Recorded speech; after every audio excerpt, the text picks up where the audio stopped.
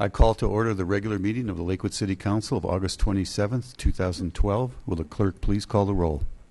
Murphy? Here. Paul? Here. Barraway? Here. King? Here. Allen? Here. Coop? Here. Kellen? Here. Roybal? Here. Quinn? Here. Johnson? Here. Wickman? Here. You have a quorum.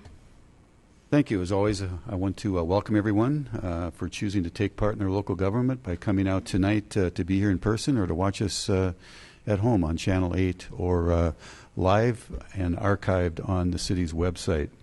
Let's start, if I could, by reminding everyone to turn off any cell phones or pagers, anyone here in council chambers. And let's stand for the Pledge of Allegiance and remain standing for a moment of silent prayer. I pledge allegiance to the flag of the United States of America and to the republic for which it stands, one nation, under God, indivisible, with liberty and justice for all.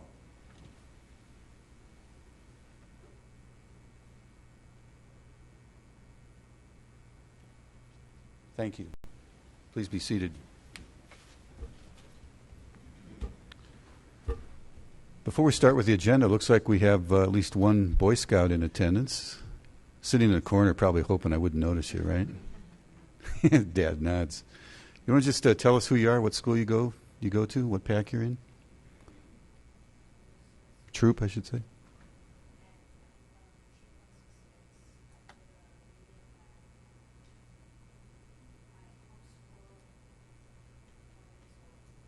So you go to Fatima, and you're 12 years old. You're working on a citizenship badge? Okay, well, welcome. Well, the first item on the agenda is, I think, an exciting one. We have a very special guest in the audience here. We have Chief Don Lombardi from West Metro Fire. And Chief Lombardi is here to give us kind of an update on our fire protection district. Chief has been in his job for several months now, and 3 or 4 months? Seems like 3 or 4 years. It's actually almost a year from the interim status, but right. Officially in May. Well, welcome, and we look forward to your update to council and community. Well, thank you very much, Mayor and City Council members. I just want to officially introduce myself as the Fire Chief, Don Lombardi. I think I know all of you both personally and professionally through the years when I was the administrative chief. I just want to talk a little bit about West Metro and how we're tying in and what my goal is and what the Board of Directors' goal and vision is as Lakewood and West Metro work together. But before I get there, I do want to tell you one thing that's very exciting within our organization is that West Metro just received accreditation through the Commission on Fire Accreditation International. We are one of less than 170 worldwide that is an accredited fire agency, your accredited fire agency. It was a 3-year process for us to go through, and really what it means for all of you here is that you know the exception or how exceptional your fire department has been for so many years, but now a third party has actually validated that. And there's 4 parts of this accreditation process that we go through, and it all deals with basically continuous improvement, how we are always striving to do better for our citizens, not only for the West Metro citizens, but really since we cover Lakewood, the Lakewood citizens as well. So when we look at it, we've done a risk assessment for our community, and our community is unique. It's not the same as Denver. It's not the same as Aurora. It's not the same as Littleton. It's nowhere the same. So we do our own risk assessment.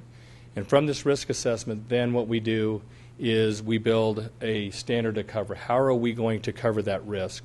And then from there we build a third document, our strategic plan, to look forward and how are we going to assess that risk in the future, how we're going to cover that risk from a response standpoint for future years. And then the fourth part of it, which is really very, very important, is the self-assessment, where we look internally at our organization. And we always felt that we've had a good organization. But we did find in there that we do have a really good organization, but then there are places where we need to improve, and that's the constant improvement that we look at. We have set standards for response times in every risk that we have for our organization and for our district. And so we've gone through a peer assessment, and then that peer group then looks at us and makes recommendations, strategic recommendations for us to build upon. So every year we have to do a yearly compliance, and then at 5 years we go back through this accreditation process, which each time gets to be more and more scrutinized as we go along. So this peer assessment team, which is from assessors from across the nation, comes across, looks at what we do, look at all of our documents. They look internally at what we do. They interview folks.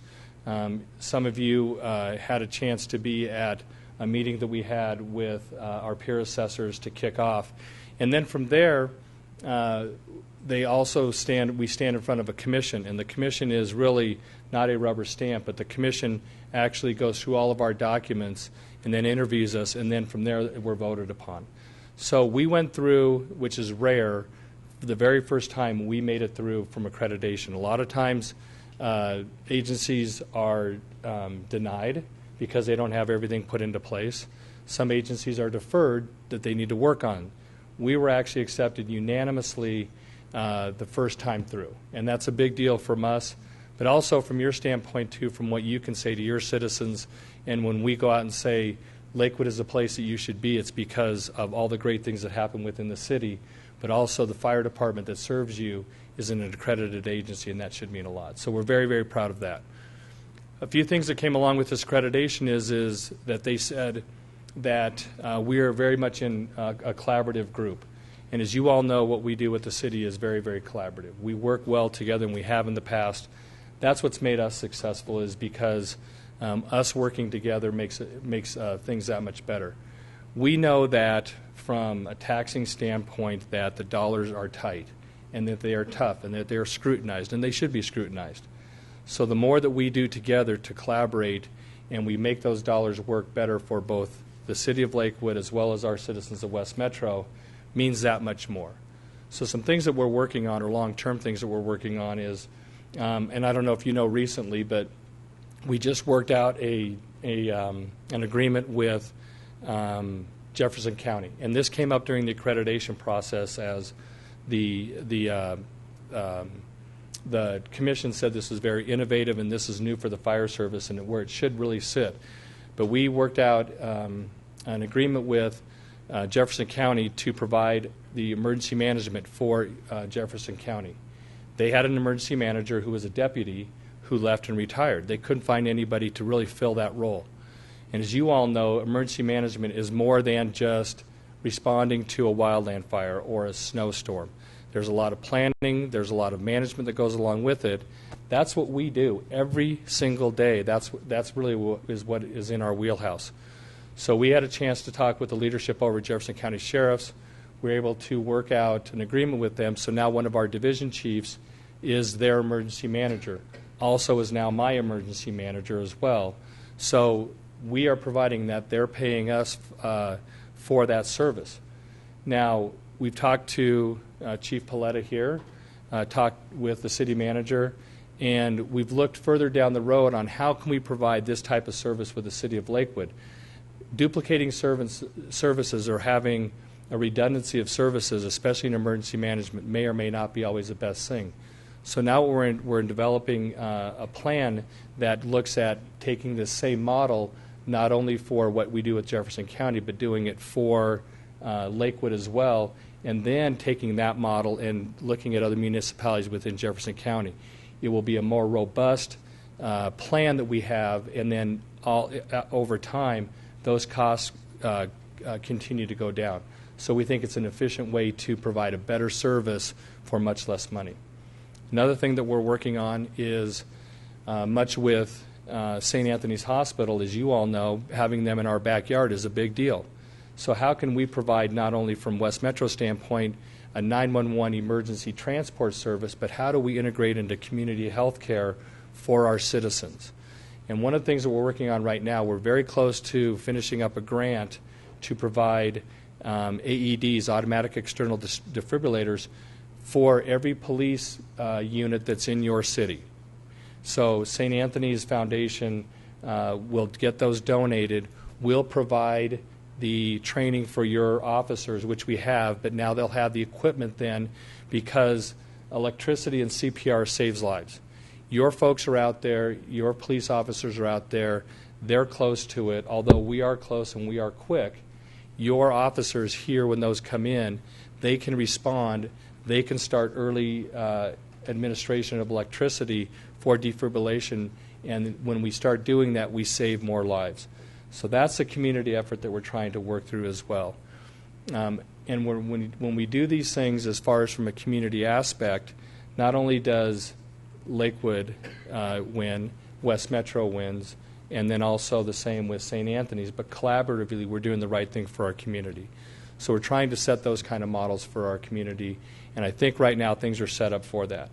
But I wanted to just get with you folks, introduce you officially to who I am and what our long-term goal is. The Board of Directors is more than committed to the efforts that we do with you every single day.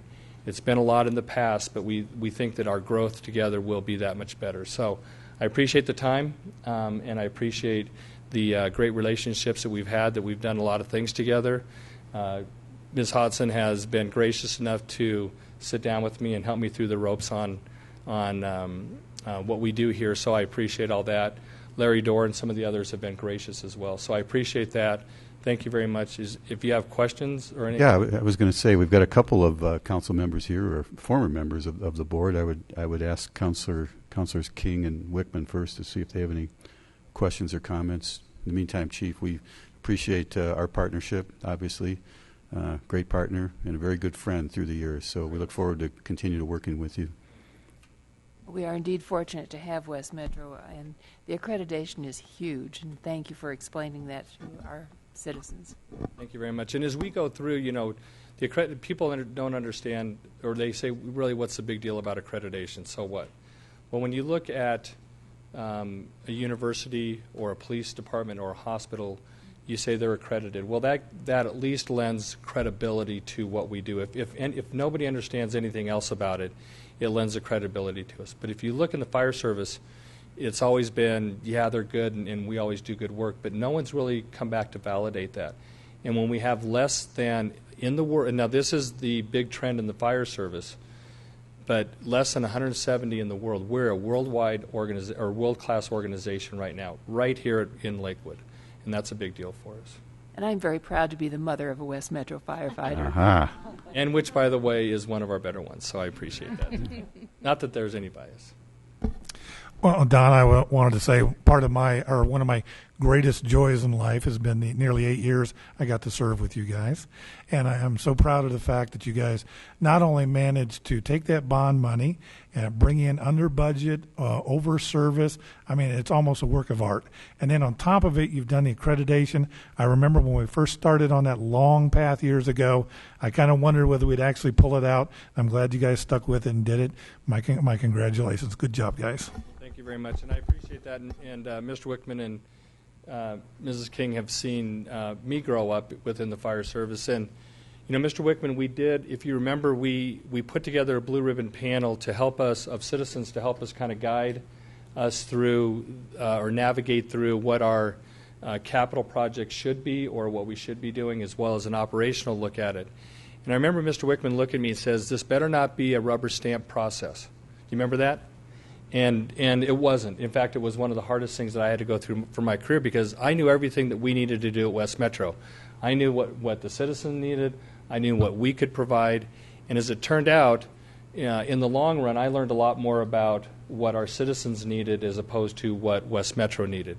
So it was a great learning experience throughout my career. But I do appreciate that. It is a big deal for us from taking $43 million in bond money and being under budget for all of our projects, and then able to take that rest of that money and put it towards more projects that we didn't even think of at the time. It's a big accomplishment for us, and I'm very proud of that. So I appreciate that. Thank you. Anyone else? Thanks, Chief. Well, thank you so much. I appreciate it.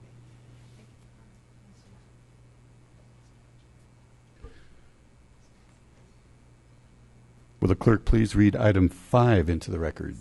Item 5, Resolution 2012-27, appointing a member to the Lakewood Advisory Commission for an Inclusive Community.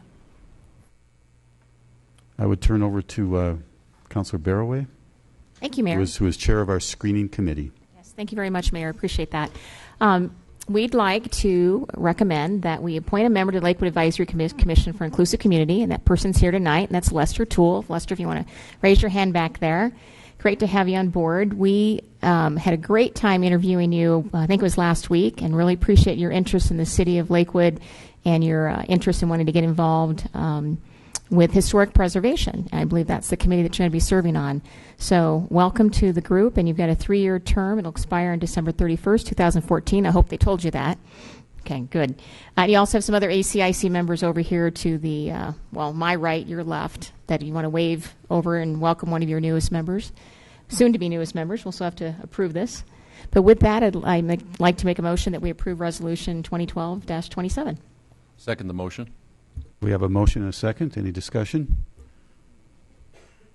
Lester, again, welcome. I think it's wonderful that particularly a young resident is interested in historic preservation. So thanks so much for your willingness to serve. All right, motion and a second. Please cast your votes. Okay. And the motion passes unanimously. Congratulations and welcome once again. Before we go on to public comment, looks like we've had some more scouts join us. Mr. Fiffner is here with what's becoming a regular visit. You want to introduce your troop there, or just have them? All right. Tell us your name, what school you go to, and what's your... Troop 748, sponsored by Python Mountain Church. We are here for citizenship in the community merit badge. I am Gabe Marcano, an 11th grader of Lakewood High School. I'm Peter Walsh, and I go to 7th grade at Lakewood Middle School. Welcome.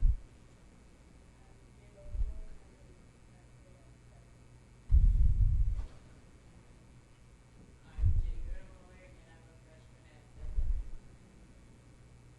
Kevin Cruz, and I'm 10th grader at Green Mountain High School. I'm Seth Benson, I'm a 10th grader at Green Mountain High School. Well, great. Welcome, everyone. Penn, thanks as always for your involvement with the Scouts and bringing them on by. We sure do appreciate it. With that, we'll go on to public comment. This is the point in the meeting where the public is invited to address the City Council on items that do not appear on the regular agenda tonight. All comments should be directed to City Council, and as always, we ask that everyone observe the decorum in council chambers, refrain from audible support or discord with the speaker. There is a 3-minute time limit. There's a system of lights up here. It will be the light will be green for the first 2.5 minutes. It will glow yellow. That will be your clue that 30 seconds remain, and then when it hits red, 3 minutes are up, and we would ask you to please wrap up your comments. So I will start by reading off the names of those who indicated a desire to speak by signing up on the roster, and then open it up to anyone else, of course, who wishes to speak. First is James Mace. Mr. Mace. Of course. Take your time.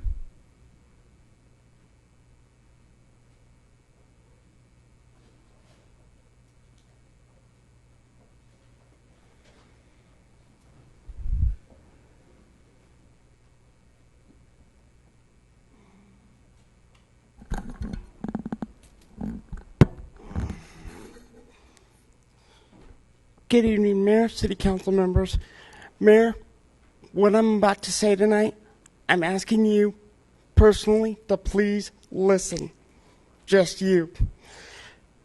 Now, I have noticed in the last winter and this past spring, there are 2 people that I am very concerned about. I think they are homeless, running around this area. One is, there's a guy that runs around and digs in the trash cans around the bus stop, all over the businesses. There is another person that runs around Belmar Park without a shirt on, and I'm really concerned because winter is about to set in. I spoke to Kathy Hutchinson a little bit, and she said Lakewood is not seeing this.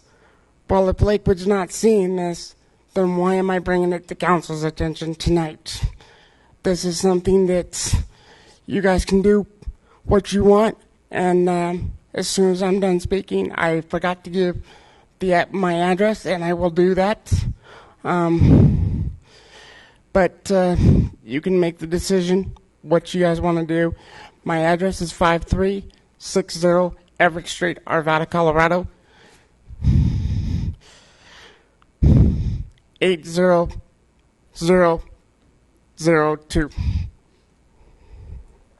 So, thank you. Thank you, Mr. Mace.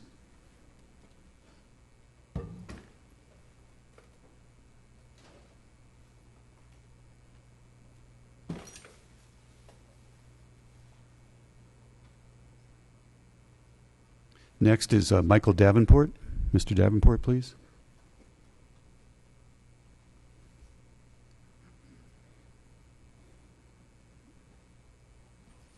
Thank you. I want to begin by thanking the 8,396 Lakewood residents who signed our petition to protest the rezoning ordinance that was passed on 2090 South Wright Street. Those residents have given us an opportunity to overturn this decision and to ensure that the city does not give away land, open space land, that legitimately belongs to the city. The mayor and the council members who voted in favor of this ordinance chose to support the school district and support their interest at the expense of the interest of our citizens. Those members of the council who voted in favor are councilors Adam Paul, Cindy Barraway, Sue King, Diana Allen, Scott Coop, Mayor Murphy, Karen Kellen, and Tom Quinn. And I want to thank the three council members who stood with the citizens and represented our interest instead of the school district by opposing the ordinance, David Weichman, Ramey Johnson, and Pete Roybal. Now, the mayor, when I'm finished speaking, the mayor will state, as he has been doing, that the Jefferson County School District owns this property free and clear without question. But citizens, there is a question about the ownership of this property. You don't have to take my word for it.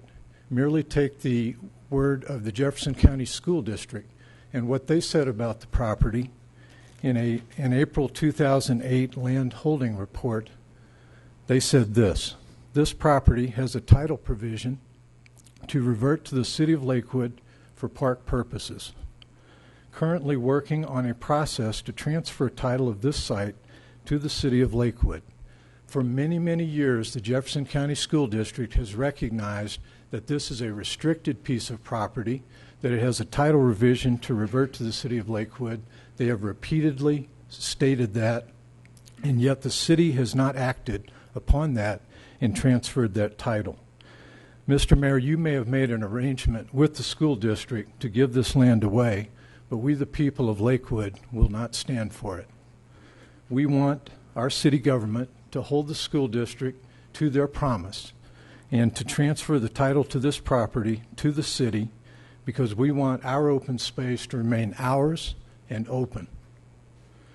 During the petition drive, the mayor published a document, and he published the cost to the city for a special election on this issue at $230,000. I want to make the citizens aware that the City Council has the first opportunity to save the taxpayers $230,000 by overturning this ordinance when it is brought to your attention, hopefully at the next meeting. And if you refuse to do so, you're not only representing the school district, you're spending $230,000 of taxpayers' money in an attempt to convince the people to give away our property. Thank you.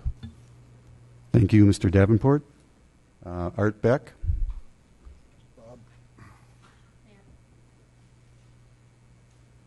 Oh, I'm sorry, Mr. Paul. Thank you. I just wanted to, if I could, respond real fast. I want to thank Mr. Davenport for clarifying that title is with Jefferson County Public Schools, as we've stated all along. So just to make sure that's clear, I won't have to have the mayor do that, but title does sit with Jefferson County Public Schools. Good evening. Mayor, council members, and Lakewood neighbors. This evening, I would like to take a few moments to present some facts that have not been shared with the city in discussions concerning the mistaken rezoning of 2090 South Wright Street. This piece of land has, in fact, been city open space for more than 30 years. School district and city officials assured people buying the property that the land was open space and would never be developed. It is a fact that many people paid extra to be adjacent to this open space when they bought their property. It's also a fact that over the years, the county assessed more in taxes for the homeowners all around this property due to them being next to open space. When I finish speaking, the mayor may tell you that this land has never been open space. However, you can see here just one illustration of the fact that this land is in fact open space. For many years, the city posted these signs on the property, declaring it as city-owned and open space. By city law, the signs mean what they say. Why is it now that the mayor is saying that this has never been open space? In a similar land use discussion at the Coyote Gulch Ball Field hearing, Councilor Allen said that citizens should read the signs. Well, Councilor Allen, read the signs and overturn this giveaway to the city of Lakewood's open space. Public efforts are just now in phase 1. To begin with, over 8,000 citizens want this public giveaway of open space to be reviewed and overturned. If the city remains determined to give away the property, then the first step in that effort is to defeat the rezoning ordinance by voting against it. When that is done, we expect that the city will take action to claim this land that is ours, and that the school district will transfer restrictions and rights to the city as they promised to do in 1977. Please help us ensure that officials make no more mistakes. We ask you to review all the facts and to vote no on the rezoning of 2090 South Wright Street. Thank you. Thank you, Mr. Beck. Barbara Franks.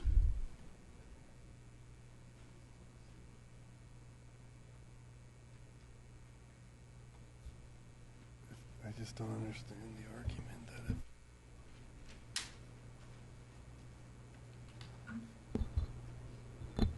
Good evening. First, I would like to respond to what Mr. Paul said, is that the title does include restrictions, and the title binder does also say that both the city and Jeffco have an interest in the property. So just to clarify that. I am here tonight to publicly repropose an alternate site for RMDS. I recommend the northwest corner of Kipling and Quincy. The 60 undeveloped acres owned by Jeffco Schools has great regional access as it is close to C470 and Hampton, and it is already slated for a future sports stadium and an educational or recreational facility, depending on which JPS land report you reference. The school district is in desperate need of funds, and this site allows them to still receive money in exchange for land. Further, selling a portion of this land to Rocky Mountain Deaf School means their students will be adjacent to the award-winning Devlin Junior Senior High School, a future library and sports stadium, and possibly an elementary school or recreational facility. Co-locating the school on this site also decreases RMDS's initial and long-term costs by reducing acreage requirements through the use of shared athletic and other facilities.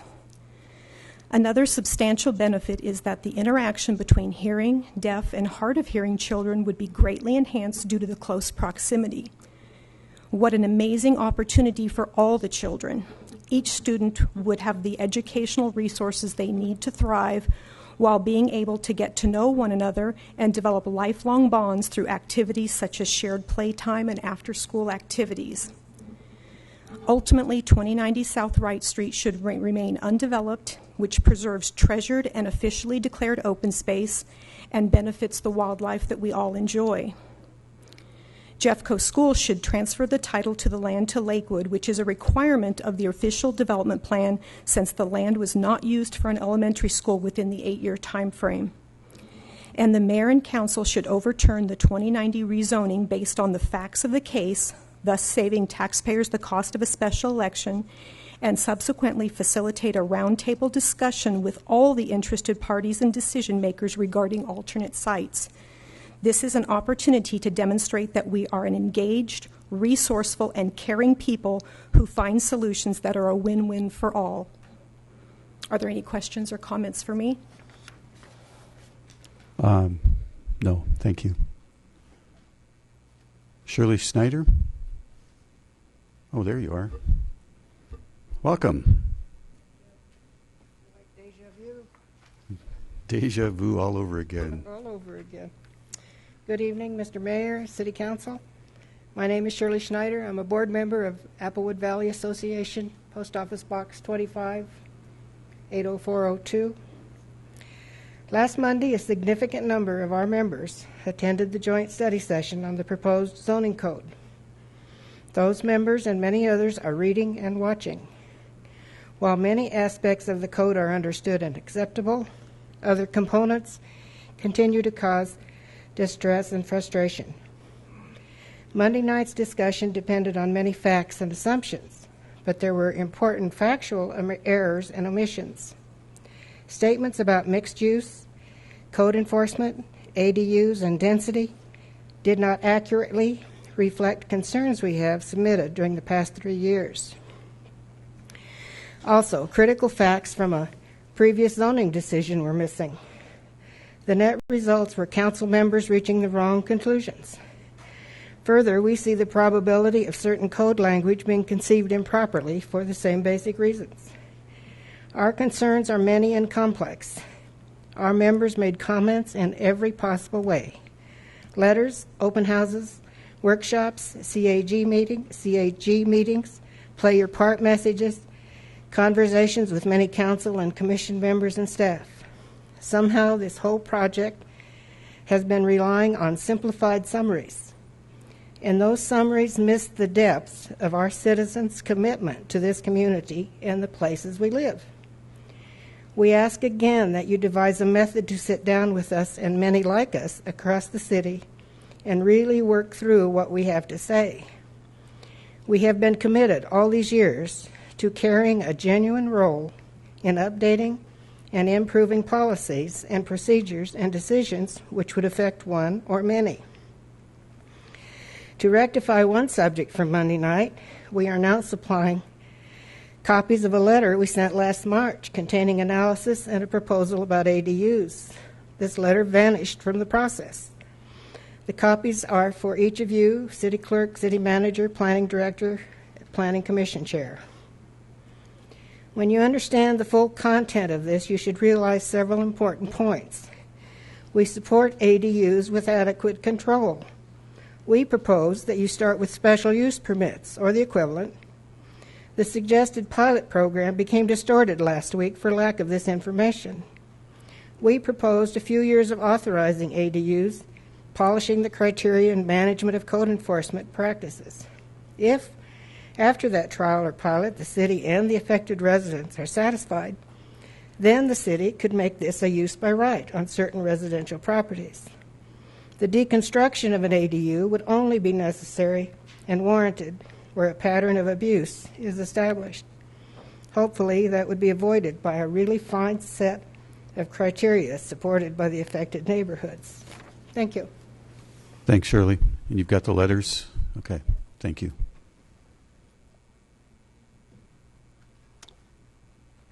That exhausts the list of names who have indicated a desire to speak by signing up on the roster. Anyone else in chambers wish to speak on public comment? Come on down.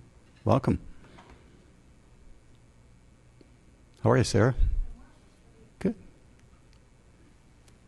My name is Sarah Farrar-Nagy. My last name is spelled F as in Frank, A-R-R-A-R-N-A-G-Y. I live at 1290 Vance Street. I also serve on the board of directors of the Two Creeks Neighborhood Organization as a representative to RTD, although tonight I speak just for myself. I would like to thank the City of Lakewood for the actions that they took to hire the ombudsman to the city, Jerry Goldman, and his role to interface with the RTD and to commend his performance for an incredibly high degree of professionalism, service, civility, incredible listening to many of the City of Lakewood citizens' concerns, issues, and sometimes damages caused by the RTD. Again, thank you to the City of Lakewood for making his position possible, for selecting him to fulfill that role, and for supporting his ultimate success in that role. I understand that we may be coming soon to the end of his employment contract, and I would just encourage the city to continue to keep him engaged while a punch list remains with the City of Lakewood of open items as we move towards ultimate train operation. I thank you for considering that factor. That concludes my remarks. Thank you very much. Thank you, Sarah. Good to see you, as always. Anyone else? All right. With that, I will close public comment. Anyone have any response or comment? You know, Stacy, if we could bring up that one slide again, the same one we did last week. And we're going to continue to have an honest debate in our community about the status of the land at 2090 South Wright Street. I will repeat, as Mr. Davenport predicted I would, that the land is not open space and it is not owned by the City of Lakewood. It has, in fact, been owned and maintained by the school district for 35 years. One of the speakers spoke to the authority of the Jefferson County Assessor's Office, and I would do the same by pointing to this piece of information here from their own website. And the address 2090 South Wright Street was sold on December 15th, 1977 to the Jefferson County School District. Again, they have owned and maintained it for 35 years. So, you know, that certainly is kind of the crux of the ongoing, as I say, debate that we have in the community here. Anyone else on council? Mayor, if I may, just about Jerry Goldman. Sure. I'd like to thank Sarah for coming and saying on behalf of I know you said you spoke for yourself, but both the Two Creeks Neighborhood Organization and the Iberhood Neighborhood Organization had an opportunity to address Jerry personally at their last meetings and thank him for his years of service. Invaluable. He was absolutely invaluable to the community and the citizens that he represented along the light rail line.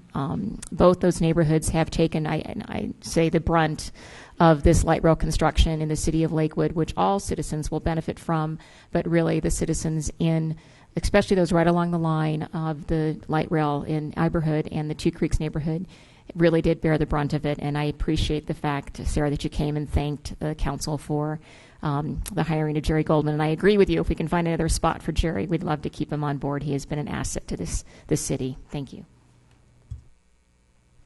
All right. Thank you. We'll now move on to the consent agenda. The use of the consent agenda has been made to expedite council action. It contains both resolutions and first reading ordinances. Resolutions are items of a routine nature. The public will have an opportunity in a moment to comment on any of the proposed resolutions. First reading ordinances. We actually do not have any first reading ordinances tonight, so I'm going to skip that part of the instructions. Any council member may request an item on the consent agenda be removed for separate discussion and action under general business. Will the city clerk read the items on the consent agenda into the record at this time? The consent agenda consists of items 7 through 12 inclusive. Item 7, Resolution 2012-28, supporting a grant application to the Great Outdoors Colorado requesting funding in the amount of $75,000, which will be dispersed to R1 School District and Outdoor Lab Foundation for the Outdoor Lab Master Plan. Item 8, Resolution 2012-29, authorizing a revocable license agreement between the City of Lakewood and Union Square Land LLC within the easement located in Lot 7, Tract F, 1 Union Square, lot line adjustment number 1, replat adjacent to the southeast side of Van Gordon Street, to allow placement and maintenance of a hotel plaza and related appurtenances. Item 9, Resolution 2012-30, authorizing the execution of an intergovernmental agreement with Jefferson County and the cities of Arvada, Golden, Westminster, and Wheat Ridge pertaining to animal shelter dog licensing and funding.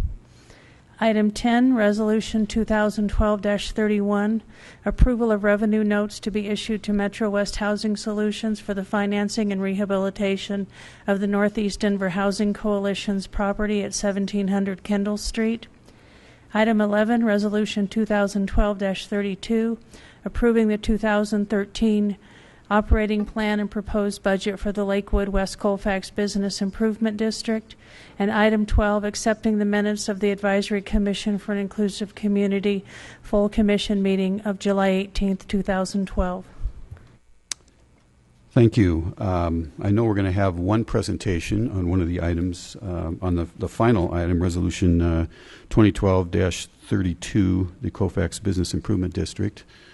And I would ask Mr. Marino to begin to work his way down to make that presentation. As he's doing that, I wanted to recognize a couple of folks who are here on behalf of item 7, the resolution regarding the grant application to GOCO on behalf of Outdoor Labs. With the Jefferson County Schools Foundation, we have Molly Snyder and Sharon Hancock. So welcome. Shannon, sorry. I can't even read my own writing. Shannon used to work for the city, too, so that makes... Yeah, I got this all wrong. Anyway, welcome to both of you. Mr. Marino, tell us what's happening on Colfax. Well, I certainly don't have enough time for that, but thanks for allowing me a few minutes here. Good evening, Mr. Mayor and City Council. My name's Bill Marino. I'm here on behalf of Lakewood West Colfax Business Improvement District. We're at 1560 Teller Street, 80214. You may recall that you approved our 2013 operating plan and budget last year. We're here to restate it as a fulfillment of Colorado statutes. It's the same budget, a little more detail, but I have 11 slides I'd like to take you through, and if there's any questions, I'll be happy to address them. And we even have a few people here that might want to speak on behalf of the bid if we have time. I think everybody should remember at this point that this process started with the West Colfax Action Plan. Many of you participated in this. Mr. Mayor, I think you chaired it. I was a part of it as well back when I was on Planning Commission. There were hundreds and hundreds of people involved in might be a bit of an exaggeration to say thousands of hours, but not by that much. It took about 18 months or 2 years, and in 2006 this document was published. And in it, one of the recommendations was to form a business improvement district. The timeline that we've been on, just as a reminder, we started this process back in November of 2009. We opened our office on West Colfax in middle of 2010. It was a 2-year sustained outreach campaign, and my colleague is in the crowd. I think everybody knows Bunny Malm. She was involved in the entire process, and for that we will always be very grateful. It was a 2-year process, included dozens and dozens of community meetings, lunch and learns, group meetings, one-on-ones, lots of phone calls, and it culminated with our formation petition being approved by you in June of 2011. And then our special election was successful in November of 2011 with more than 70% of the vote approving the Business Improvement District. Our district footprint is the same as it was. We represent 4.25 miles of Colfax frontage and 160 acres in the corridor. We dip a little south towards the station areas for all the different RTD stations along the corridor, and we do go a little bit higher on Wadsworth up to 20th. It's not a contiguous footprint, as you know, but the service area is contiguous from Depew all the way to Welsh. As I mentioned, our budget is the same as it was last year. It breaks down into the same categories. There's even a little more detail in the plan that we provided for your package. As I mentioned, the same budget projection, nothing's changed from what we presented to you in 2011. We are a perpetual bid with a 5-year mandatory review. So we'll be back in front of you every year with a presentation of an annual operating plan and budget, and on the 5th year there'll be a little more deeper evaluation of our revenues and exactly how the programs have served the people and the commercial property owners in the district. Our bylaws require a minimum of a 5-member board. We actually have a 7-member board represented there. We have had the compulsory 1-member turnover in the last year because all of our members are staggered 1 year, 2 year, and 3 year to keep a consistency of the board. So we've had 1 new board member added that came to council and was approved. Just as a fun fact, this group of bid board members represents more than 220 years of commercial activity on West Colfax, led by the Rockleys, I might add, that have more than 60 years.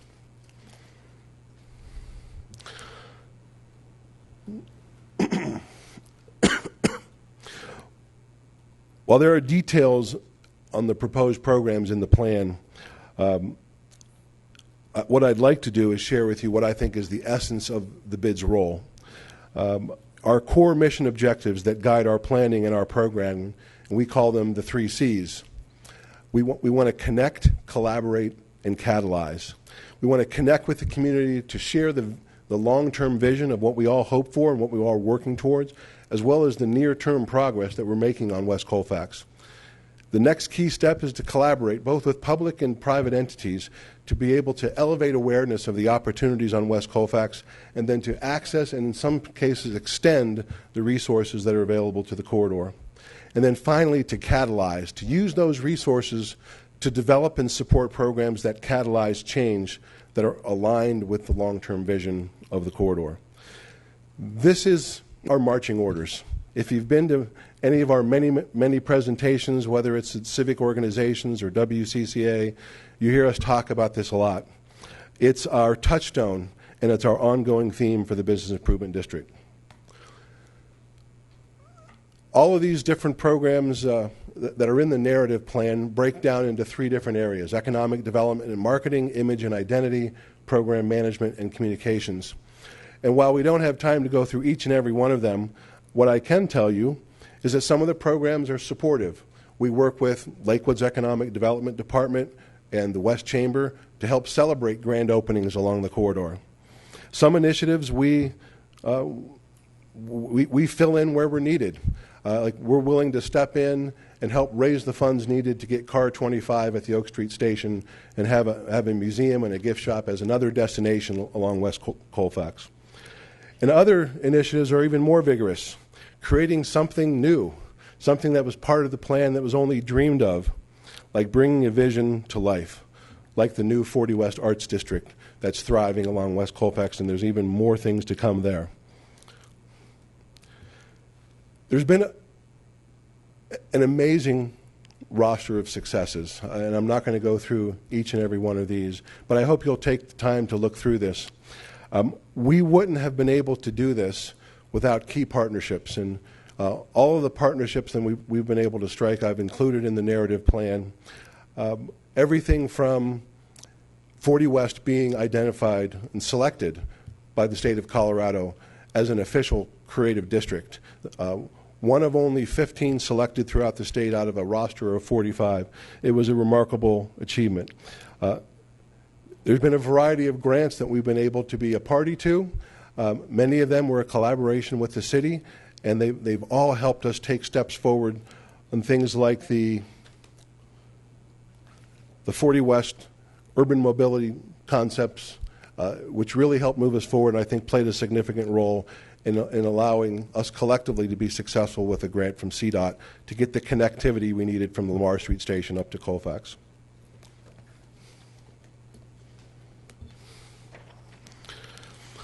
I mentioned that those successes and many other smaller ones wouldn't have been possible. There's really a significant West Colfax synergy taking place, and the 3 organizations on your screen now are working together every day to re-energize what's happening along West Colfax Corridor.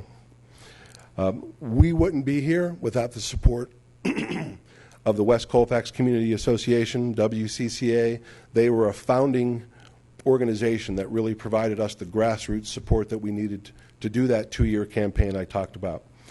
The Business Improvement District provides that unified voice for commercial property owners and businesses, as well as a funding mechanism that helps us support things like 40 West Arts. And 40 West Arts is no question a catalytic nonprofit that's single-focused mission is to create community art spaces and community art events along West Colfax. Finally, because I certainly respect this public forum, I just want to remind you that I'm here to ask you to approve the resolution accepting the BID's 2013 plan. And so I didn't have to add another slide. I just included this event that's coming up on September 13th, and I hope that you won't miss it. Thank you, Bill. I know there's at least one person that hoped to say a few words in support of the bid if there's a forum for that. And what I will do right now, in fact, first I want to congratulate Mr. Marino for everything he's done to help all these efforts on Colfax these last couple of years. Really, really exciting times up there. And, of course, Ms. Malm, thank you as well. Julie. Amazing things are happening on Colfax Avenue because of the hard work and collaborative work. I love that. Connect, collaborate, and catalyze on Colfax. Very alliterative, and it's happening up there. So thank you very, very much. So I will now open the public comment period on the proposed resolutions contained in the consent agenda. And at the conclusion of public comment, a vote will be taken on the entire consent agenda with the exception of any item that may be removed by council for a separate vote. The same 3-minute time limit rules apply. And let me see if anybody's signed up. Julie, you want to come on down? All right.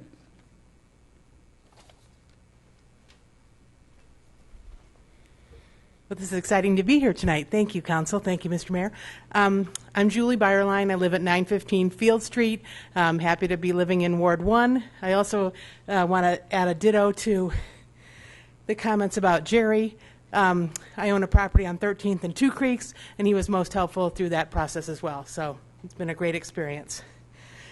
40 West is really grateful to the BID for their leadership and energy within the West Colfax corridor. We wouldn't be where we are today without their help and the partnership that Bill talked about. We share a commitment to the corridor, the community, and arts as a catalytic driver for growth and change. So we're grateful for all that, and thank you for all your support. Thank you, Julie. Anyone else in chambers wish to speak on any of the items, on any of the resolutions on the consent agenda? With that, public comment is closed, and I am ready for a motion on the consent agenda. Mayor Murphy, I move for approval of the council minutes, for acceptance of the minutes of boards and commissions, and for adoption of resolutions, all of which are included in the consent agenda items introduced into the record by the city clerk. Second the motion. All right, we have a motion and a second on the consent agenda. Any discussion from council? Comments? Councilor Kellen. I just want to pipe in a little bit about the BID district and some of the amazing work that is being done out there to help this historic street come back and reach its full potential again. And I really congratulate you folks over here in the corner who have put in so many hours and so much time and effort, and really your heart and soul and your love for this street. And it comes through, and thank you from the bottom of my heart. Anyone else? All right, we have a motion and a second on the consent agenda. Please cast your votes. And the consent agenda passes unanimously. Thank you all very much once again. Will the clerk please read item 13 into the record? Item 13, Ordinance O 2012-15, amending Chapter 3.01 of the Lakewood Municipal Code relating to sales tax and food marketed for immediate consumption. Thank you. And we do have a staff presentation on this. Mr. Dorr.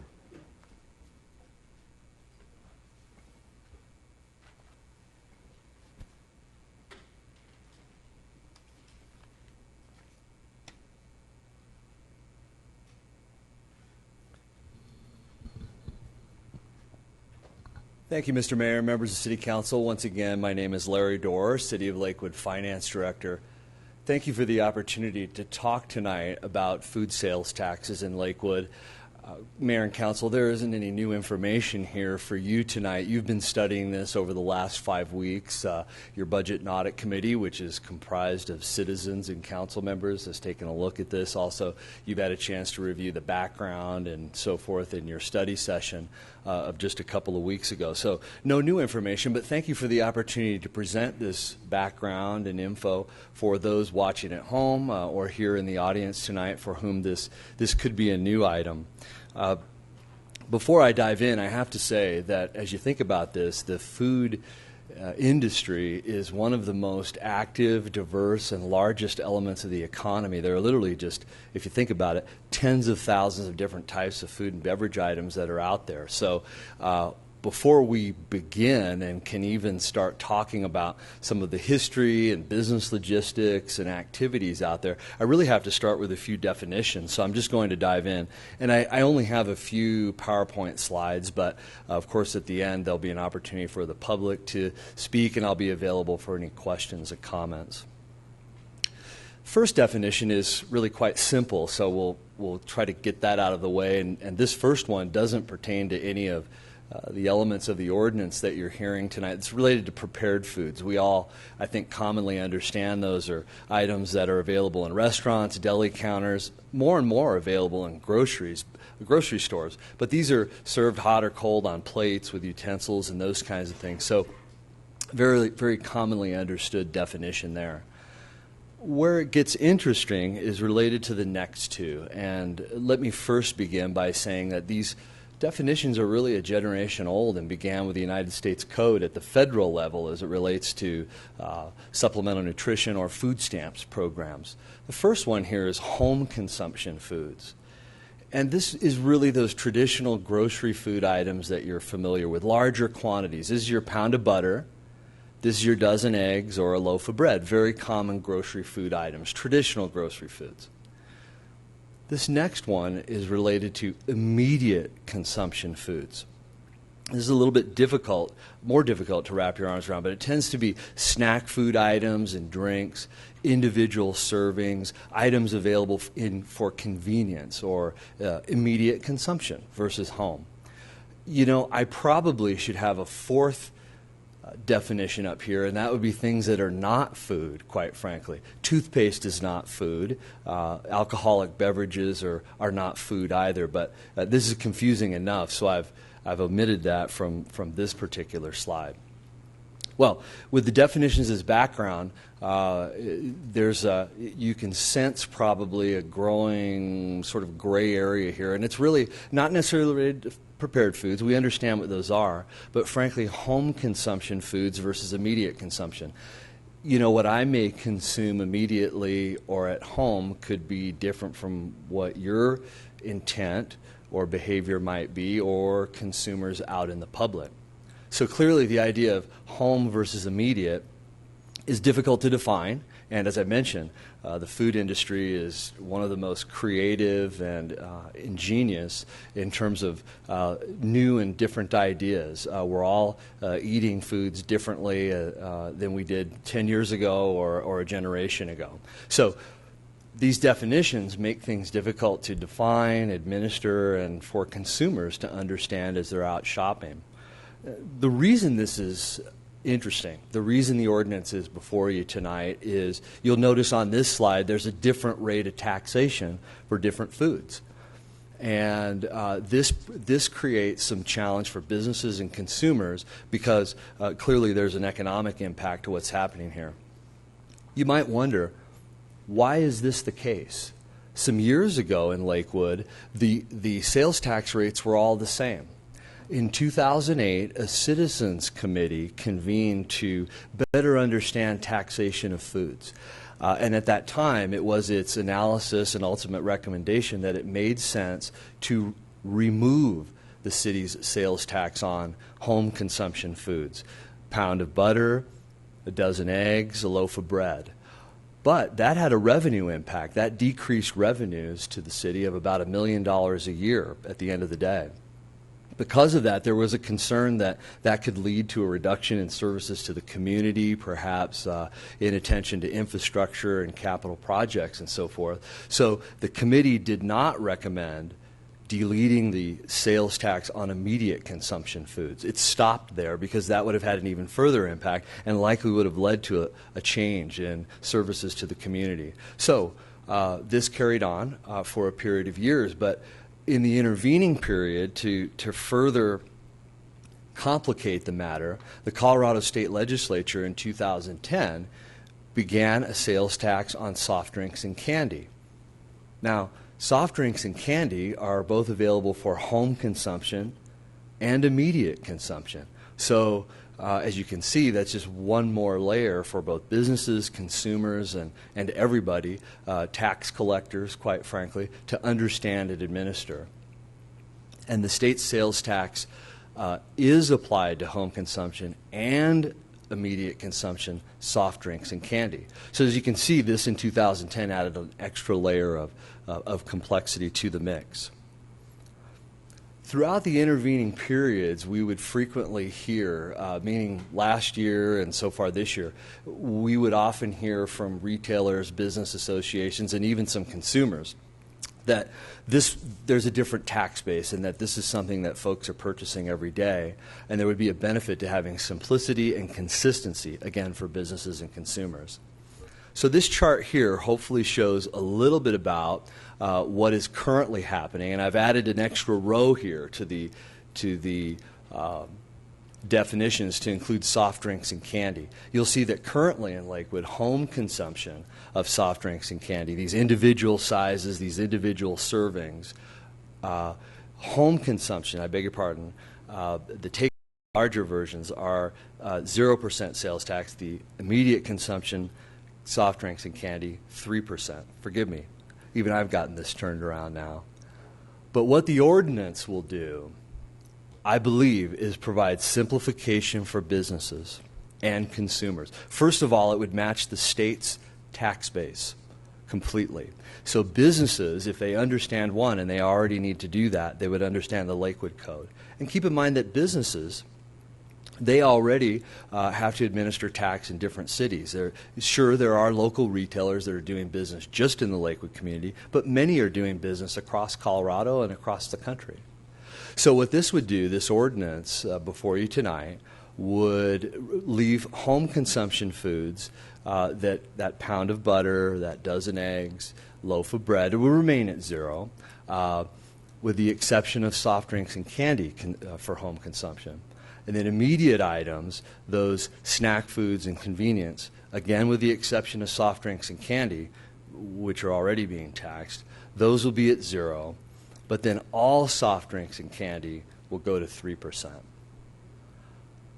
So first question related to this in terms of the analysis is, what about the burden to citizens, obviously? Is this going to create additional revenue, additional burden to taxpayers?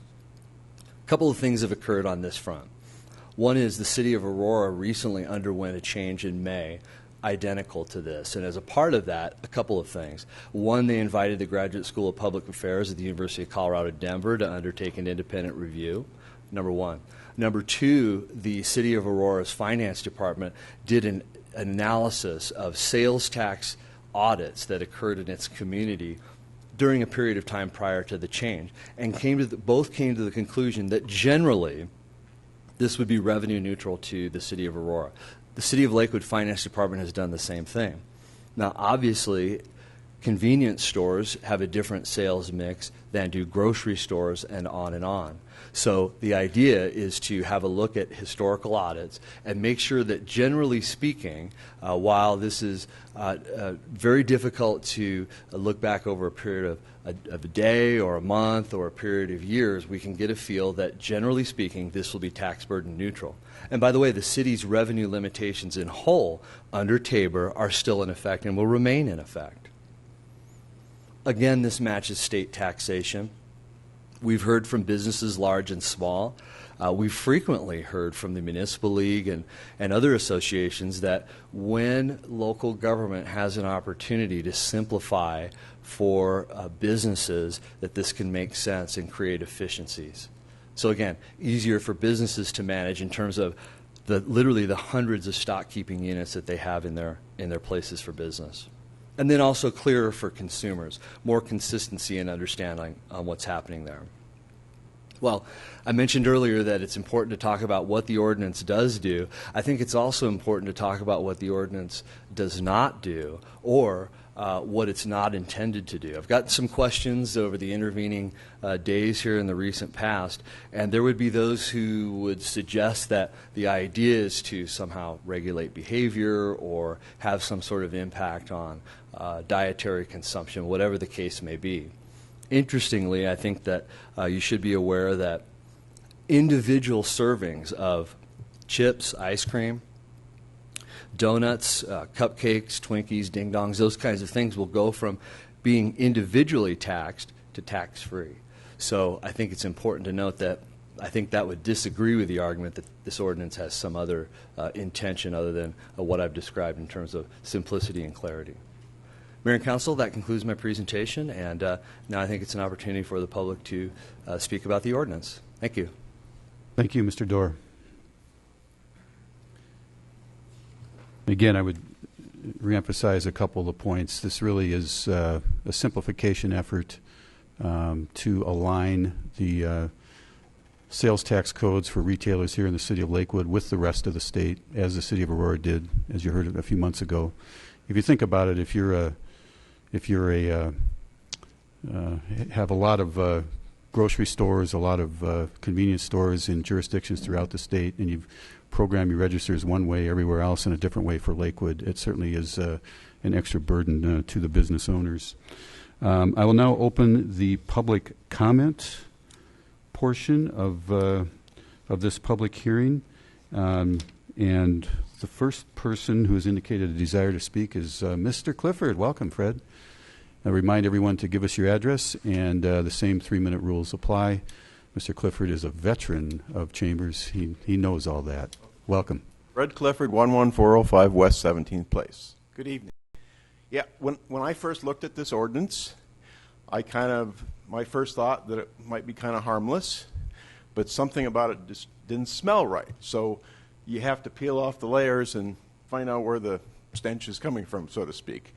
And so the more I thought about it, I think I tried to isolate the smelly part of it. And my impression, it seemed to me that it is the behavior control issue, despite what Larry said. So that's how it seems to me. And it seems like something Mayor Bloomberg would do in New York. Maybe not quite as extreme as something that would happen in New York, but we don't want to go in that direction. I think Mayor Bloomberg is an enemy of liberty, and I don't want to have enemies of liberty on Lakewood City Council. So it may be not quite that extreme, but it's going in that direction. And the day I was thinking about this, I got a phone call from Glenn Glass on a completely unrelated topic. So I asked him what he thought about the issue. And most of you remember, or if not all of you remember Mr. Glass. He's against it, and he thought the same thing. He thought it was a behavior control attempt. So that's Mr. Glass. Now, I mentioned earlier that you have to peel off the layers. And when I said you have to peel off the layers, I literally meant you, and that's the city council. You have to roll up your sleeves and honestly evaluate all the ramifications of everything that comes before you. And it doesn't matter who's for it, who's against it, and what they normally do. For instance, if you agree with me 100% of the time, you're going to be wrong at least part of the time. So the point is you have to think. And while you're thinking, think about this. Hang on a second, I'm lost. While you're thinking about this. If there's any remote possibility that this is a behavior control issue, we have to nip it in the bud. And some people think that maybe the slippery slope argument isn't valid, but I think we're already heading down that slope at almost 32 feet per second squared. Not quite, but almost. So, and I've been reading this book recently called American Ideas, 13 American Originals to Know, Love, and Defend.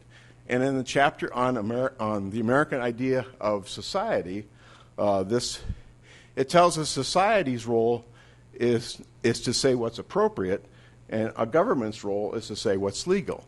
Maybe we can get peer pressure from society to tell us what the appropriate level of consumption of candy and pop is, but when government gets involved, it needs to be a more extreme measure, like something that's harming another individual. So, and then we make it a law and we make it illegal. That's government's role, not the ticky-tack control. Thank you. Thanks, Mr. Clifford. Anyone else? Ms. Menton, come on down. Props and everything.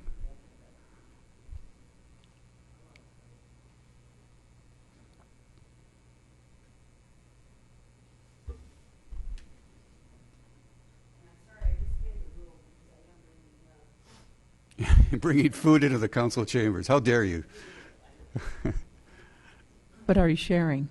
That's right. Well, I've got tomato juice and grapefruit juice, so, whatever anybody wants, that's about it. Natalie Menton, Ward 5, please.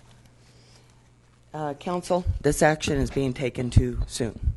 There should be considerable more time to look at what we are doing here. I've looked over the language here for about 3 weeks since it was proposed. This is so poorly written, I don't even know where to start. I really don't. Okay? So I'm just going to start, and, if I email you and call you, I'll come up with some more things, but this is terrible. Number one, let's start with, first of all, okay, at City of Lakewood, let's get this one out of the way. Out of the Revenue Division, out of February 2011, there is a tax guide for food. Okay? I didn't dream this up. It's right on the city's website.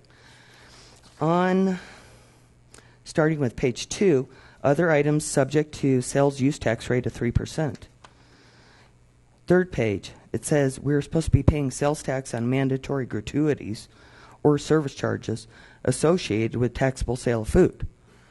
So if I go to Sims Landing and there's 10 of us and we're supposed to pay 15% gratuity, right now this is telling me, based off of this policy, that we're going to pay sales tax on the tip to the waiter. That's only the start of the problem. This is one thing that slid by, whatever staff looked that up. As you all know, most of you know, I'm very, very passionate about tax on food. I think it's a very regressive tax, and it's a horrible thing to do. And it will affect those on the lowest income the most. Okay? Let's consider, I'm just going by, we like to call it soda pop and candy.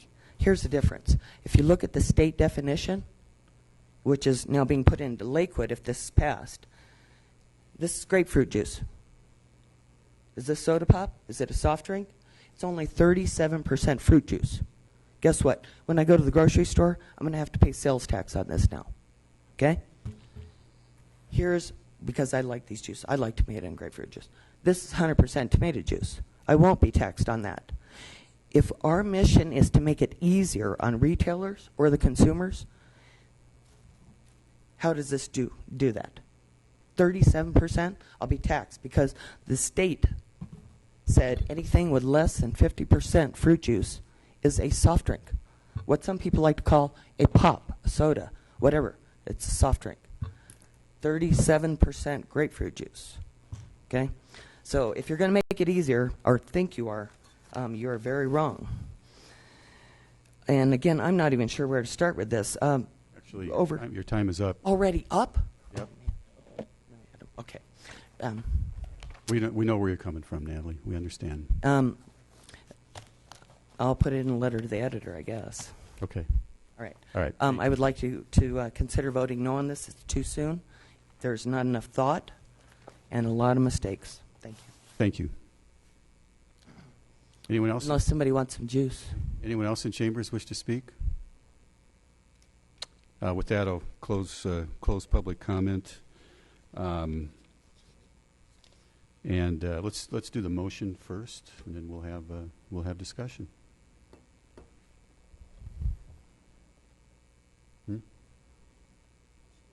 Yeah. Yes. Sorry, I had to find the number.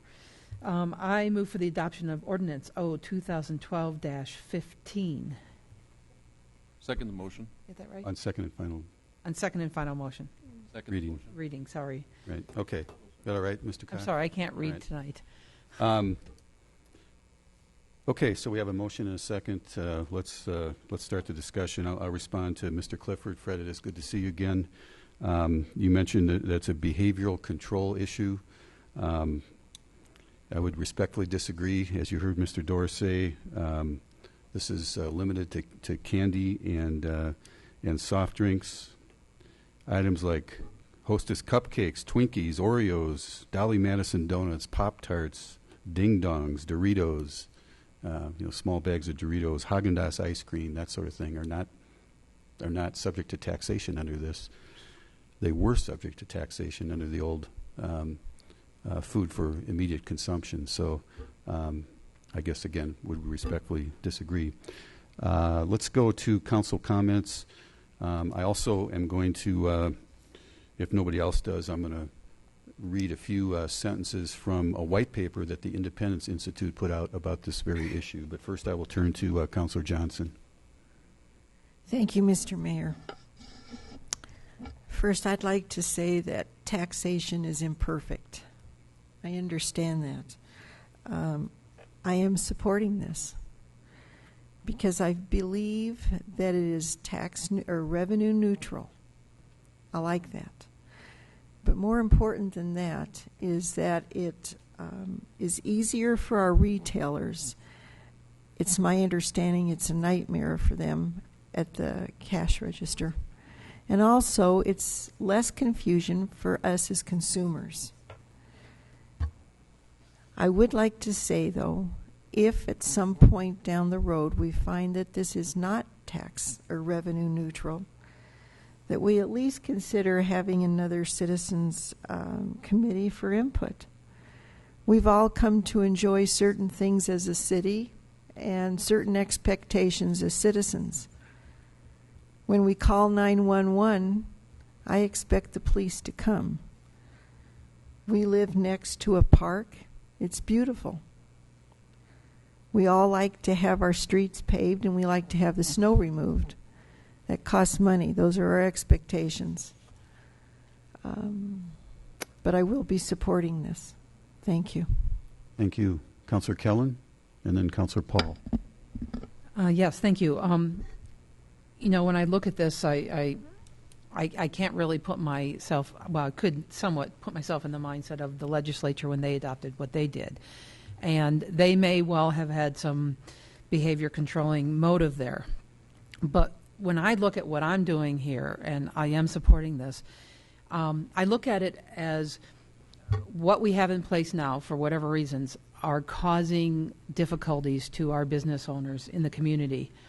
And I don't think it's very effective at controlling behavior anyway. So I find it's a practical matter for me.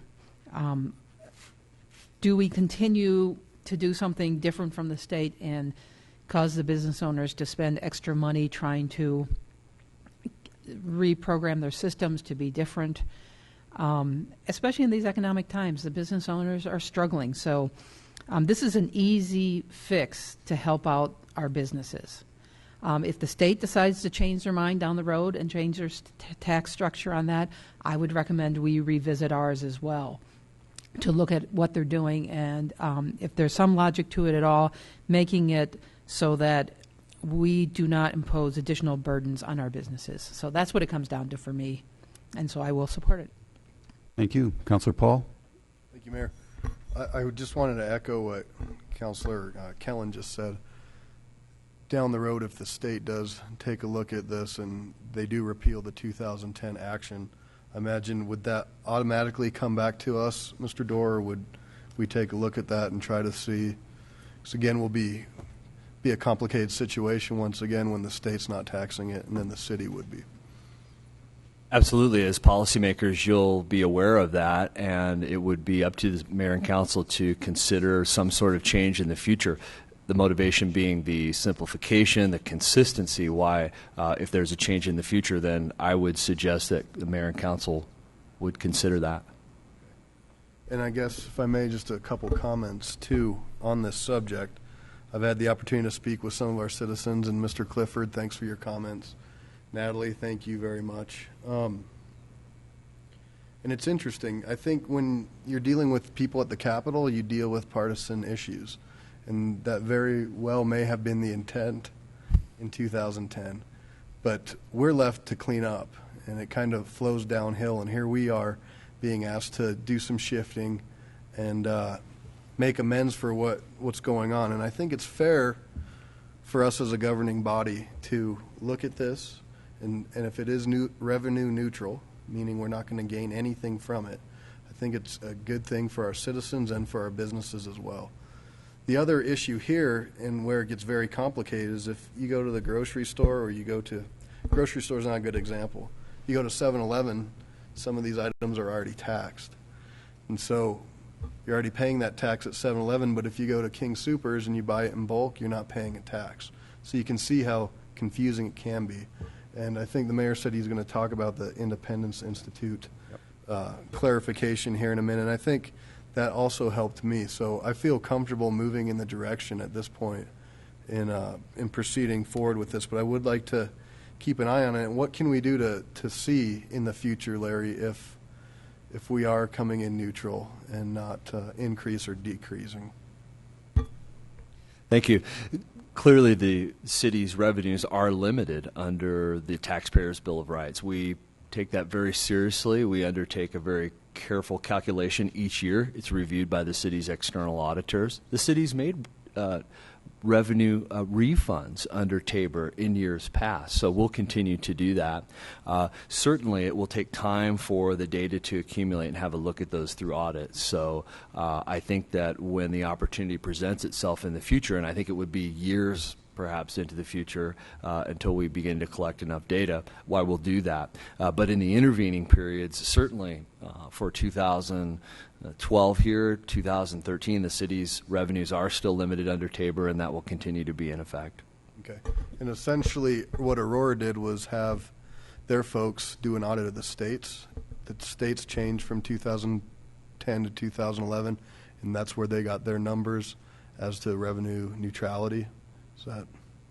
Well, actually, the city of Aurora did a couple of things which the city of Lakewood did also, and that is we've looked through our auditing files, and of course, sales tax audits being confidential as they are, we have some access to sales information. We're able to look at the various mix of sales. Aurora did that as well, but they had also a professor at the Graduate School of Public Affairs undertake an independent review. He did not have access to those confidential work papers and so forth, but rather he merely looked at some of the state trends in terms of per capita and did some other economics modeling to try to understand that. So that was even completely independent. So again, the feel is on a broad spectrum materially that this would be revenue neutral.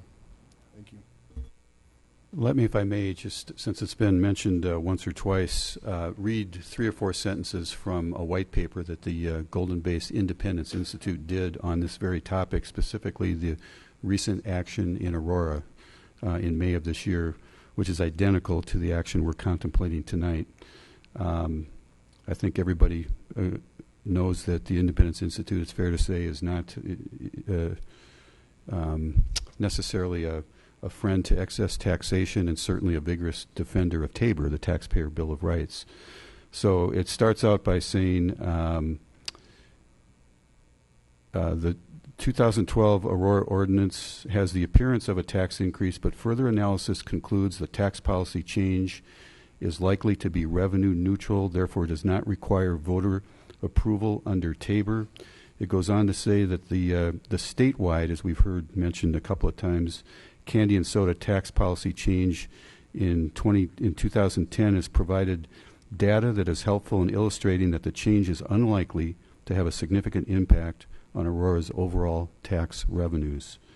By implementing this solution to a rather vexing problem, Aurora greatly eased the administrative burden of businesses charged with collecting sales tax by employing a single, uniform definition of the food that is taxable. Retailers naturally will benefit from lower costs of collecting taxes and improved bottom lines. By balancing one change with the other, the change was done without increasing the overall financial burden on its taxpayers, just as the drafters of Tabor intended. So there's more, but I think that kind of gives you the idea of a thorough analysis of this very issue we're contemplating tonight. Councilor Johnson. Thank you. Larry, at one point during one of your presentations, you spoke to the amount of time and effort that our auditors are taking working with the businesses. Could you please speak a little bit to that? Oh, thank you. Yes, at Council's study session earlier this month, I talked a little bit about the idea that, well, as you saw me at the podium earlier, I got one of my points reversed, and frankly, we have to be very attentive to the details that go on in our sales tax auditing work. The city has a real focus on indirect enforcement. We do have 6 sales tax auditors at the city that are responsible for making sure that businesses are collecting their fair, accurate, and appropriate amount of sales taxes as they do their work. Well, as you can imagine, large grocers, convenience stores, they have literally hundreds of these items in their stores, and there are gray areas. What's important for our sales tax auditors is to be consistent from business to business in making sure that, you know, that one soft drink or whatever snack it might be, when it starts reaching the size that it might be home consumption instead of immediate consumption, that they are consistent and fair in applying the tax that's in place. So that takes some good work, and this change would very much simplify that as well in terms of businesses would know what to expect. Sales tax auditors would be able to be very consistent from business to business because the state's tax base is not based on the purchaser's intent or their behavior, but rather a definition of what makes up a soft drink. So it will help in terms of business efficiencies for the sales tax auditors as well as the businesses. What I got from your presentation was that it was extremely cumbersome the way it is now. Indeed. In fact, as we are out auditing, well, you know, food is available almost everywhere we go nowadays, quite honestly. And so we have to be very careful as we're auditing businesses that we don't have one auditor that has a different interpretation for another. Our supervisors and management team work on that very carefully. So the last thing we'd want to do is, as mentioned earlier, is have one business assessing a tax different from another. That just would be inconsistent. We need to watch for that. Thank you, Larry. I appreciate what you've done. Councilor Wickman.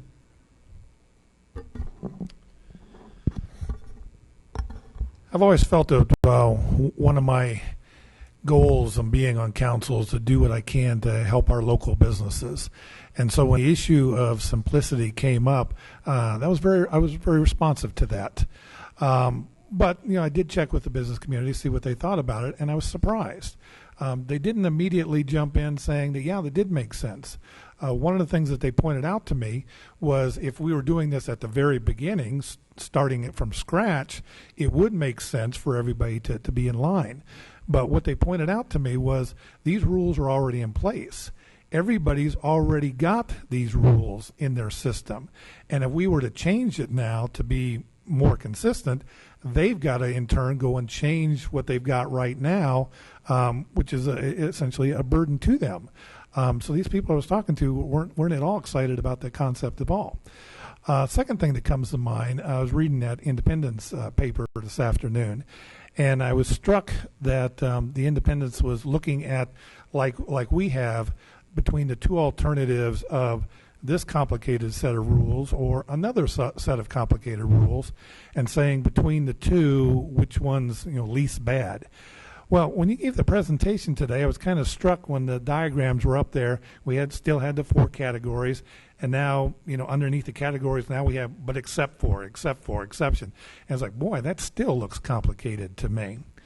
Well, what strikes me as I think about this is if my goal is to keep this as simple as possible and as helpful to businesses as possible, why don't we just not have that tax at all? And so I guess I would like to make a motion at this point that we amend the ordinance in front of us. On the floor. Motion on the floor. Well, can I offer an amendment to the motion?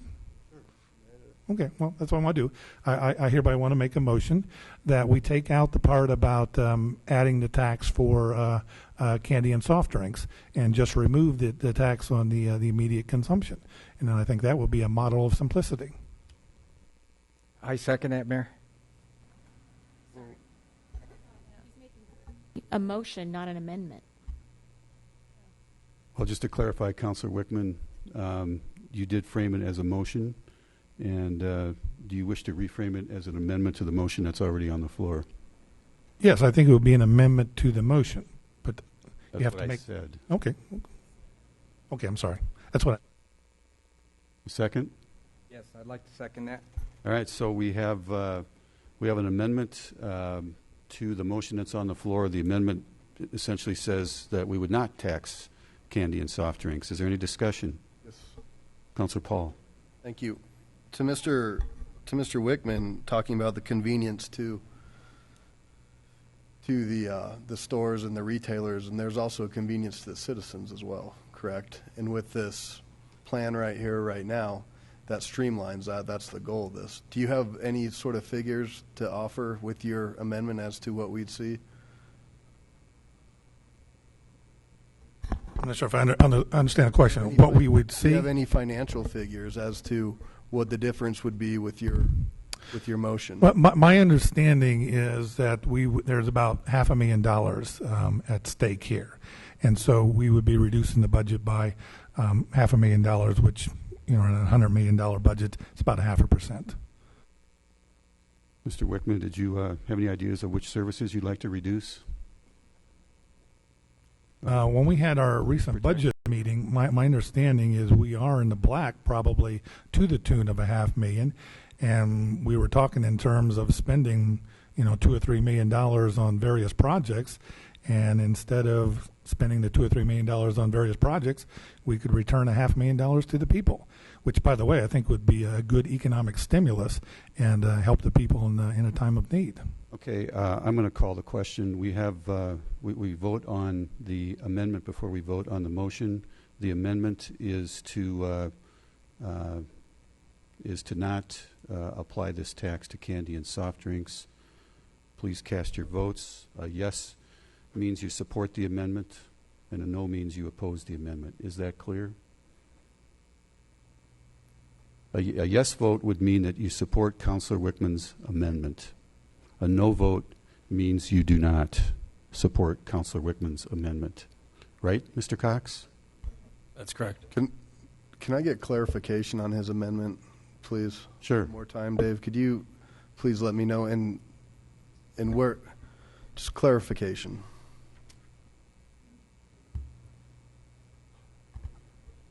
As I recall, the original motion is in various parts.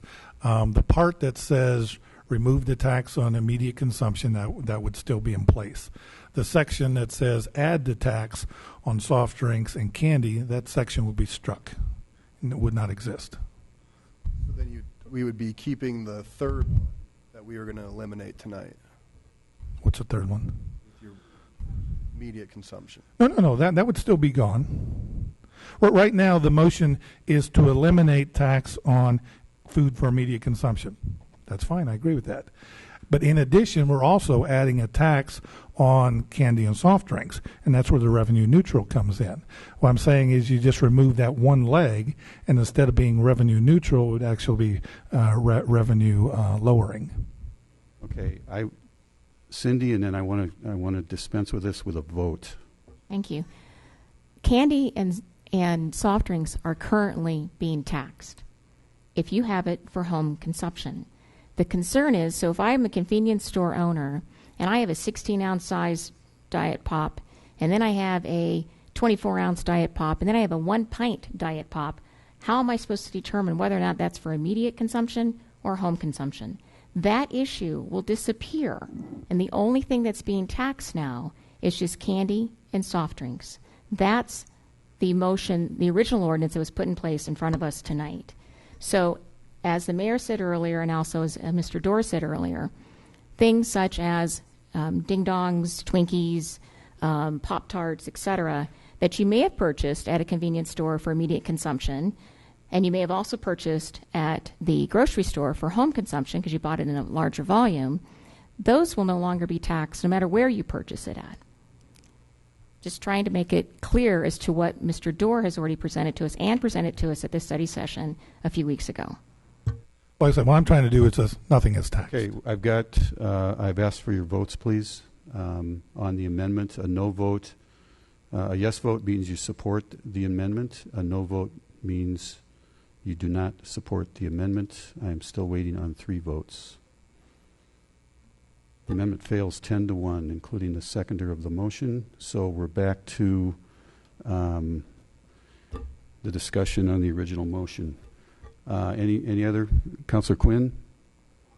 I can't really add a whole lot, except this is a revenue-neutral tax policy change, and I support it. And I think the mayor's already read from the Independence Institute white paper and states some excellent arguments in favor of it. Thank you. I think I needed to say that the vote total was 10-1. Those against were, right, Mr. Cox? Typically, it was one. I think you identified it as 1 to 10, and that was correct. You okay. did not identify the individuals. Do I need to? All right. So those against were Murphy, Paul, Barraway, King, Allen, Coop, Kellen, Roybal, Quinn, and Johnson. Just sorry, a little bureaucratic cleanup there. Councillor Paul? Thank you. And I just want to, when you're looking at tax issues and the regression and who do these taxes, who do these fees affect? Currently you're penalizing somebody who may walk into a convenience store because it's convenient to buy a certain item. But yet if they had the means or could get to the grocery store, they may not have that same fee or tax on that item. So you can see, as policymakers, how are we trying to do this? And it is complicated. And I think, again, that this is a nice way to streamline it. And in no way, I'll repeat, no way is this trying to change people's behavior. And I think by the list of things mentioned that aren't being taxed or things that are coming off, that should give you a pretty indication we're not trying to steer people's behavior into eating healthy. I think some of the granola bars that we have would probably fall in the category of a candy bar currently. So, that's kind of where it is. So I wanted to reiterate that. And I know there's folks who'd like to see all taxes off of all food. I don't think that this is the right time or the right discussion to proceed with that. Okay. Any other comments or questions? And again, we recognize that the issue of taxation is always a sensitive one. Hopefully we've been able to very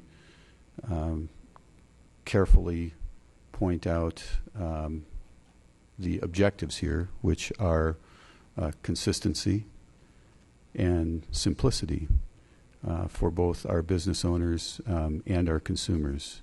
And that really is all there is to it. And you've heard all the documentation for that. Councillor Allen? You know what? I just wanted to address Councillor Wickman brought up our budget, and he is correct. We are adding to our surplus, or planning to in the future. But I've been on the budget and audit committee for 6 years, and I just wanted to point out, personally, I feel Lakewood's a very frugal and conservative budget. And some of the projects we're thinking of investing some of this surplus money into are projects that have been long overdue capital improvements. So I just didn't want people to think that we're just, they're hoarding their money, which, we do try to keep some in reserve for emergencies. But it's reached a level where we think we can make some of these long-term investments for our city. So I just kind of wanted to point that out, that he's right. We are adding to our reserve, but we're also looking at investing in those things that are going to serve our public. So thanks. Thank you. Will the clerk please read item 14? We need a vote. Oh, I'm sorry. We got to vote on the original motion. My mistake. Please cast your votes on the original motion.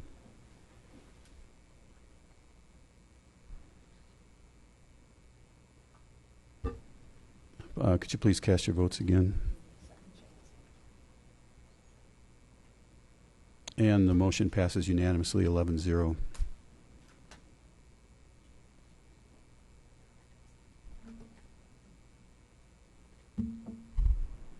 the Clerk, please read item 14 into the record.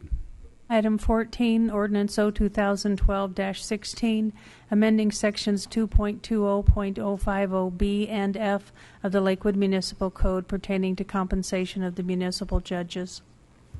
And I believe Councilor Barroway would like to recuse herself. Yes, Mayor. Just to be consistent with my past actions as a spouse of somebody who's a municipal court judge, part-time, temporary, fill-in person, I'd like to recuse myself from the vote. Thank you. We'll come and get you when it comes time for councilor comments. Councilor Paul says maybe. I am going to turn this over to Councilor Karen Kellen, who is the chair of our Judge Salary Committee. Councilor Kellen. Thank you. Yes, we had the opportunity to get a presentation from Chief Judge Stavig. A little preview. I think you did your State of the Court presentation to the council when I was gone. Is that right? Maybe not. Okay, I didn't pay attention when I was in Hawaii. Sorry. But we had a preview of that presentation, and we got to hear about some of the really innovative and forward-thinking work that our courts are currently doing, with a lot of effort focused on the juvenile population and domestic abuse, and finding ways to really try to get the people coming into the system. And when you come into the system at our level, at the municipal level, frequently these are the beginner criminals.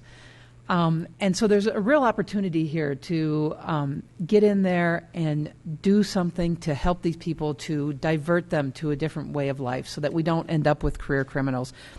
And I do believe that Judge Stavig and the staff over at our courts are doing a tremendous job in doing just that. And so what we did when we looked at the judicial salaries is we had a comparison of salaries in other similar communities. We looked at what our other chief judges were paid, what other municipal judges, and what other part-time judges were paid. And while in the past we were a little bit behind, we're about even. We're in pretty good competition status. We're about the same level as most other places with our chief judge and our municipal judge. So what we looked at also was the salary increases that were given to staff overall.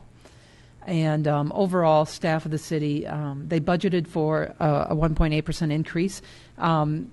And if you exclude the police department, staff overall got a 1.8% increase. The court staff got a 1.7% increase. And so what the committee decided was, based upon the fact that we thought they were doing stellar work, that we would give the same increase to the chief judge and the municipal judge as the rest of the court staff got on average. Nothing higher, nothing lower, just the average amount.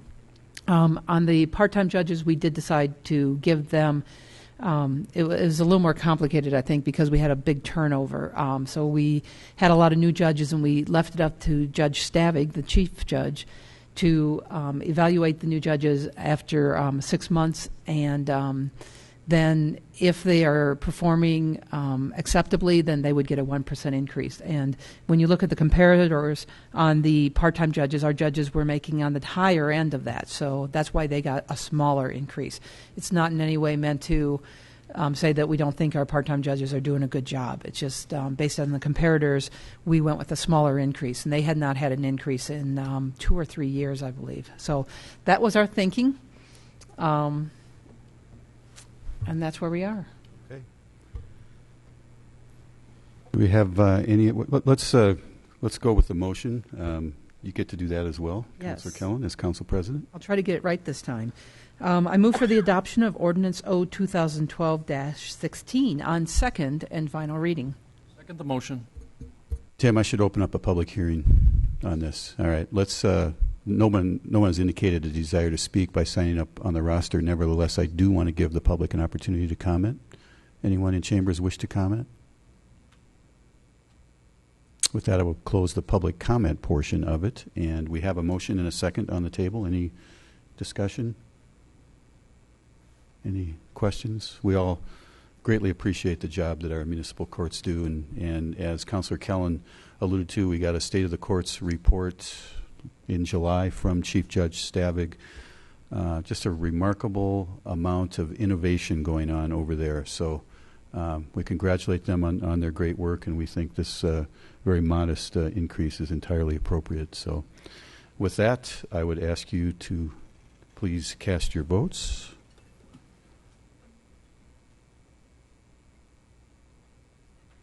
You know what, Margie, we need to close out Cindy. Councillor Barroway, if we could.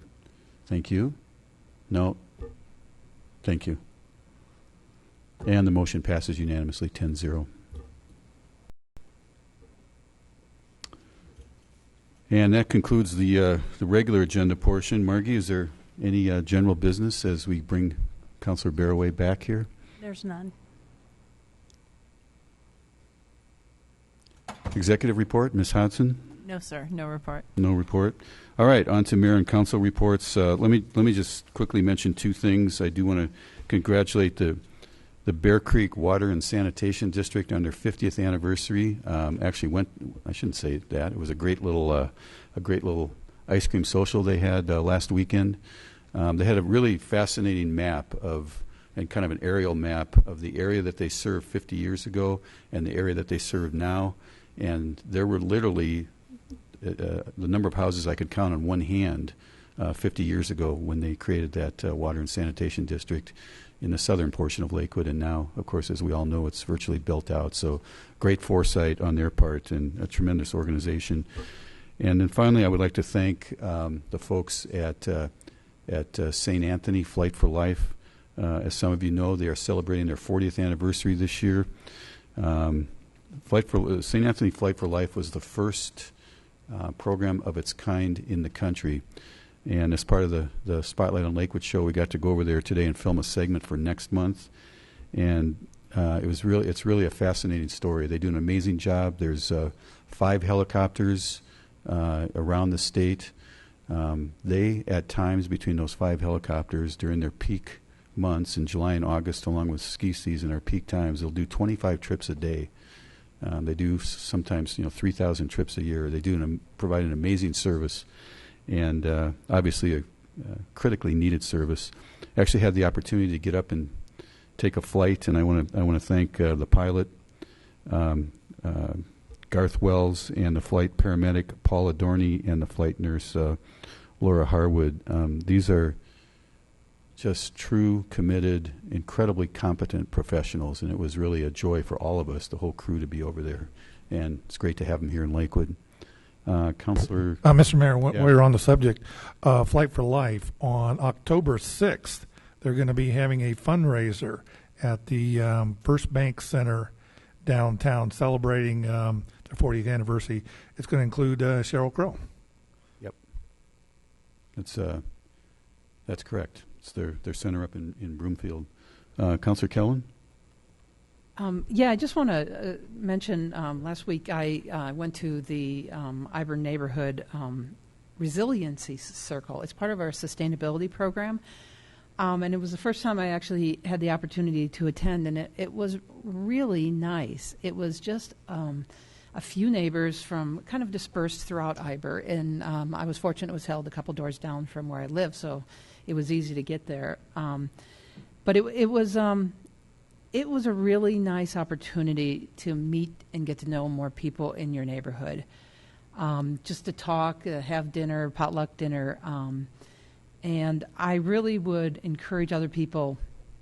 I know there are other neighborhoods that are starting to have some sustainability programs, and just trying to get to know who your neighbors are and spend some time with them, I think, is the best that we can all do to build our community. And we're all in this together, and it helps you see how we live together. So, and I grew up in a small town, so I kind of like that small town feeling.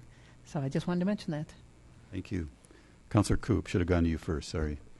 I just want to congratulate everybody on the gardens, the flower gardens, vegetable gardens that everybody's had this year around town. As I walk through Ward 2 and bike through other places of Lakewood, just great job out there, everybody, and the community gardens, how beautiful they are and the great job that they do out there. I just want to congratulate everybody on those gardens. Thank you. Councillor Paul? Thank you. What a night. Went by fast. We'll be having our ward meeting September 8th at Green Mountain Presbyterian Church from 9:30 to 11. And we're working on a program for the school bond issue, 3A, 3B. So we're working on having some pros and cons there to talk about that. So if you get a chance, come out. And kids are back in school. If you're out cruising around, take it easy, be alert. It's important. We got all kinds of little guys running around. And I just want to say, we live in a great city. We live in a diverse community that has many different types of people, or that's probably not the right way to say it, but I woke up this morning to a very angry email. We had angry folks here tonight. We had happy folks. But at the end of the day, it's all folks in a community trying to do what's best, and I really appreciate being able to serve the community. And I'm also grateful for our staff and our leadership here, because we deal with some tough issues, and we try not to go R or D, be partisan about it, just try to do what's best for the community. So I appreciate that, and appreciate all of you. Thanks. We appreciate you too, Adam. Councilor Garraway. You forgot the ayes, but anyway, no report. Thank you. Councilor King. I volunteer with a 501c3 called ABC Quilts of Colorado, and it's our pleasure to provide quilts for injured and ill children who are transported by Flight for Life. Councilor Allen. I can't say anything because I'm too choked up about what Adam said.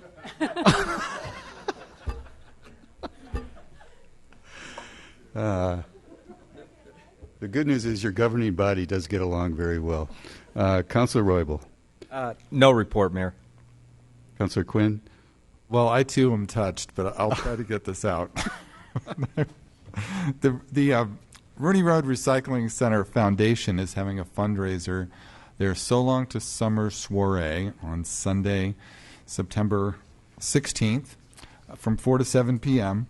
And Rooney Road Recycling Center is supported in part by the City of Lakewood and other cities in Jefferson County, but we also have to go out and raise money to be able to provide additional services to the residents of the City of Lakewood and Jefferson County, primarily recycling household hazardous waste, electronic waste, and at least for the near future, we're going to be able to continue recycling organics.